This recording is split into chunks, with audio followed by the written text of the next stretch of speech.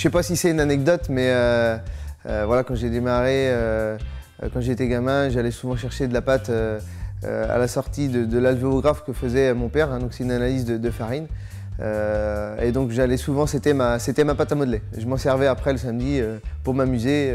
Je le mettais un peu partout dans la maison, et je le mettais au four après pour faire mes objets, quoi. Voilà. L'anecdote, ça me fait rire aujourd'hui de voir mes enfants qui ont 10 ans aller au camping avec mon père.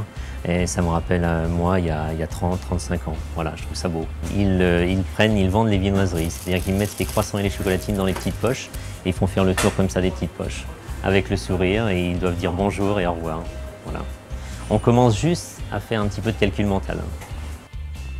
Alors, il était une fois. Non, un jour j'avais 9 ou 10 ans, je roulais des remorques de grains, mon papa menait la machine à l'époque. Et puis avec une remorque de grains, j'avais un petit pont à traverser. Un petit pont qui n'était pas droit, qui allait un petit peu en tournant.